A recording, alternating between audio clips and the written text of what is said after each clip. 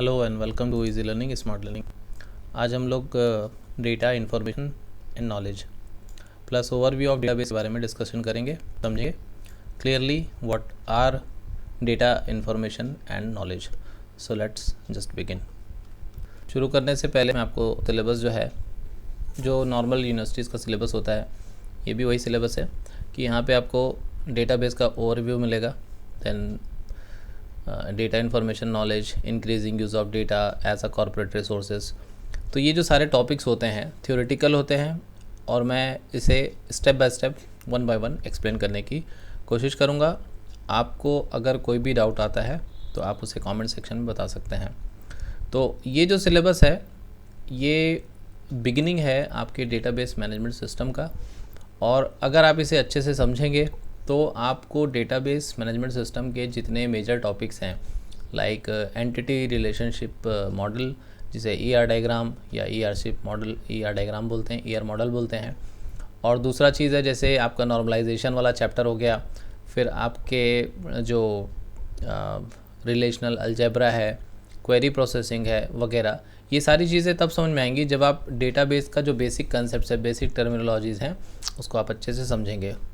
तो पहले भी एक दो लेक्चर्स मैंने डेटा इंडिपेंडेंस वगैरह में बनाए हैं जो रिलीज़ पहले हो चुके हैं, बट मैं चाहूँगा कि आप लोग डेटाबेस मैनेजमेंट सिस्टम इस लेक्चर से शुरू करें। तो आज हम पढ़ने जा रहे हैं सबसे पहले overview of database management system, और साथ ही साथ देखेंगे कि what is data information and knowledge. तो चलिए बिना देर किए शुरू करते हैं। अगेन ये डिपेंड करता है कि आपका जो एक्सपोजर है, आप किसी चीज़ को किस तरीके से सुनना चाहते हैं, किस तरीके से समझना चाहते हैं। तो मैं ये कहूँगा कि जो DBMS जो अपने आप में एक सब्जेक्ट है, वो एक काफ़ी इंटरेस्टिंग है, काफ़ी वास्ट हमें लगता है, बट एक्चुअली में ऐसा है नहीं। DBMS को अगर आप डिवाइड कर देंगे सेवरल टॉपिक्स में, फॉर एग्ज़ाम्पल आप इसका इंट्रोडक्शन देख लें, इंट्रोडक्शन पार्ट, देयर आफ्टर अगर आप इसका पढ़ लें व्हाट इज़ ईआर डायग्राम, और फिर आता है नॉर्मलाइजेशन,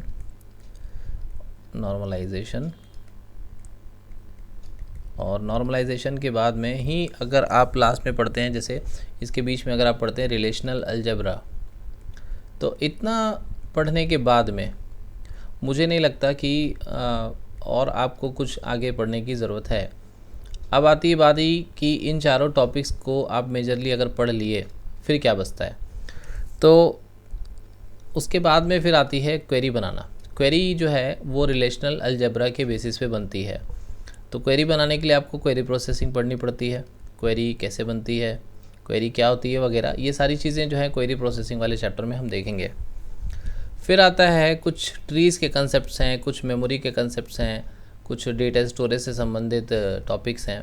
तो ये सारी चीज़ें जो है ये आपका DBMS का इंट्रोडक्टरी पार्ट में, जो आपको मैंने सामने में 5 टॉपिक्स लिख दिए हैं, ये आते हैं। ठीक है, तो आज हम क्या देखने वाले हैं कि ओवरव्यू ऑफ DBMS।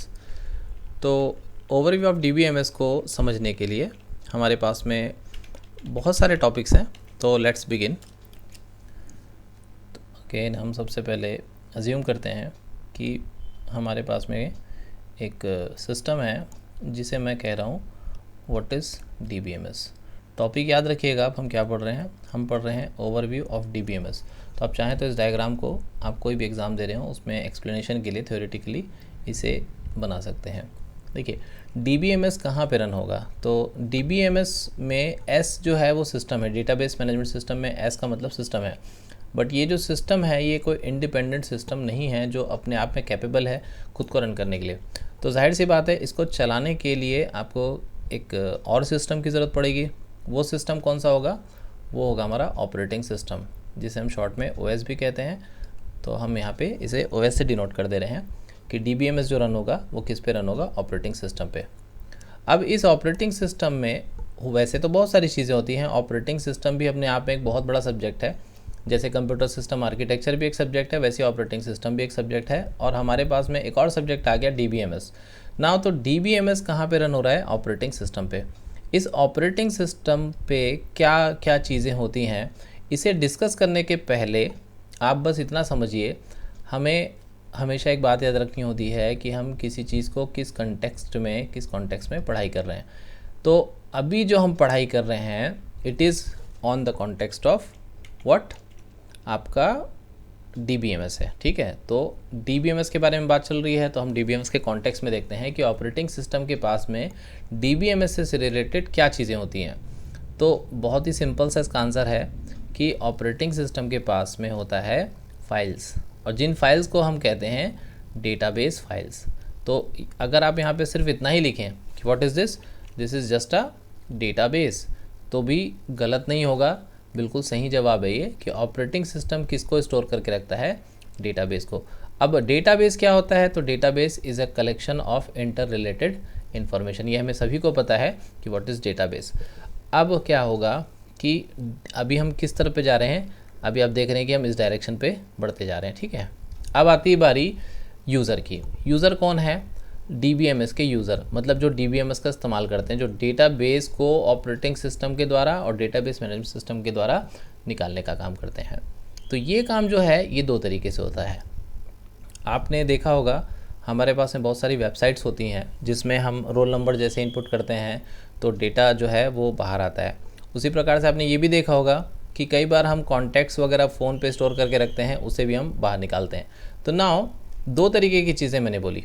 एक हो गया कि हम क्या करते हैं, क्वेश्चन करते हैं वेबसाइट पे या किसी कंप्यूटर सिस्टम पे बैठ के हम किसी का डेटाबेस को निकाल रहे हों, तो इस तरीके की चीज़ को अगर आप परफॉर्म कर रहे हैं तो इसे करते हैं क्वेरी करना, ठीक है। तो आप क्वेरी करेंगे और आपके सामने में क्या आएगा, जवाब आएगा। इसी प्रकार DBMS में अगर आप कोई सॉफ्टवेयर बना के प्रोग्रामिंग कर रहे हैं, ठीक है, प्रोग्रामिंग लैंग्वेज कोई सी भी हो, Fortran, COBOL, pascal, C++, Python वगैरह वगैरह, तो अगर आप किसी प्रोग्रामिंग लैंग्वेज के थ्रू, मैं इसे शॉर्ट में PL लिख दे रहा हूँ, तो PL के द्वारा अगर आप DBMS को रन कर रहे हैं तो this will be known as programming language वाला DBMS को, DBMS क्या करता है, इसे निकालने का काम करता है, ठीक है। अब इसे हम फिर से देखेंगे, ये कौन है, हमारे यूज़र्स हैं। किस तरीके के यूज़र्स हैं, दो तरीके के यूज़र्स हैं। अगर आप ब्रॉड कैटेगरी टाइप देखेंगे DBMS के यूज़र्स की, तो दो तरीके के यूज़र्स होते हैं। एक वो होते हैं जो सिर्फ सवाल करते हैं, और दूसरे वो होते हैं जो प्रोग्रामिंग करते हैं ताकि DBMS से डाटा केवल उसी तरीके से निकल सके जिस तरीके से उसकी ज़रूरत है, ठीक है। तो इसका एग्जांपल मैंने क्या दिया, एक और एग्जांपल जोड़ना चाहूँगा यहाँ पे।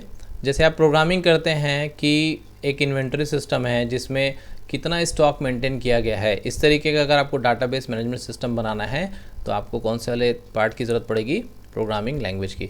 अगर उसी सॉफ्टवेयर को कोई इस्तेमाल कर रहा है, देखना चाहता है कि स्टॉक कितना बचा हुआ है, तो वो सिर्फ क्या करेगा, क्वेरी करेगा।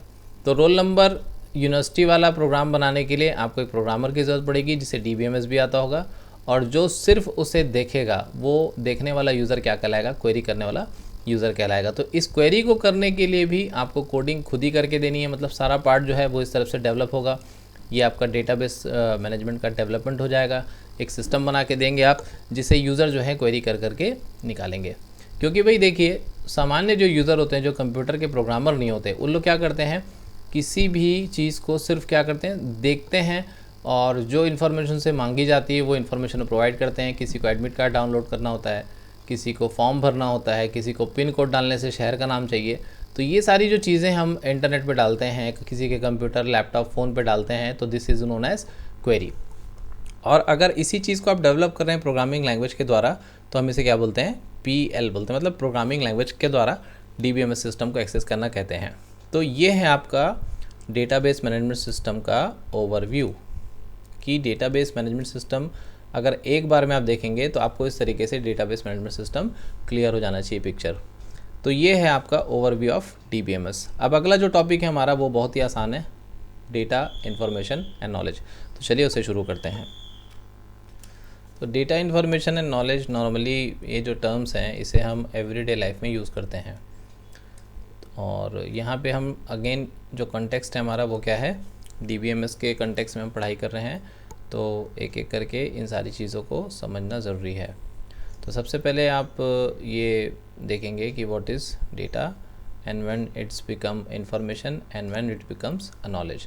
तो डेटा जो है, मेरे सवाल से ही आपको क्लियर हो गया, डेटा सबसे पहले आता है जो रॉ फैक्ट्स होते हैं जिसे आप प्रोसेस कर सकें, उसे हम कहते हैं डेटा।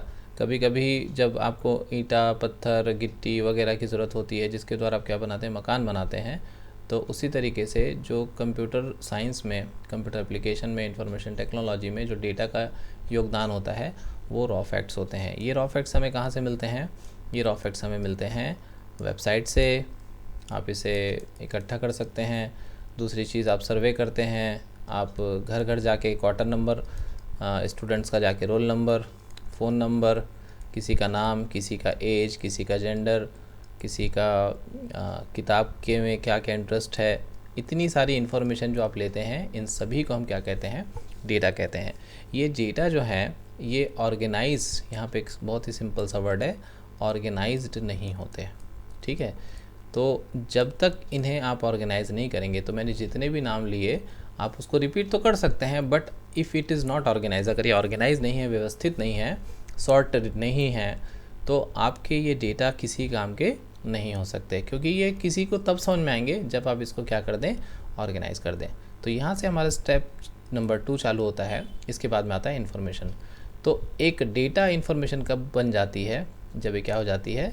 ऑर्गेनाइज्ड। तो आप ये बोल सकते हैं organised collection of data is known as information. यहाँ पे व्यवस्थित इसीलिए बोला जाता है इससे, क्योंकि बहुत सारे सेंटेंसेस जब हम बोलते हैं, जैसे मैं एक सेंटेंस बोल रहा हूँ कि DBMS का मतलब होता है डाटाबेस मैनेजमेंट सिस्टम, तो यहाँ पे जितने भी वर्ड्स मैंने इस्तेमाल किए ये सब के सब क्या हैं? व्यवस्थित है। तो organise connection of data is known as what? Information. तो ये सिंपल से इसकी डेफिनेशन है, organise collection of data is called information. दूसरा आप ये भी बना सकते हैं, when data is processed, when data is processed and when data is processed and it becomes meaningful,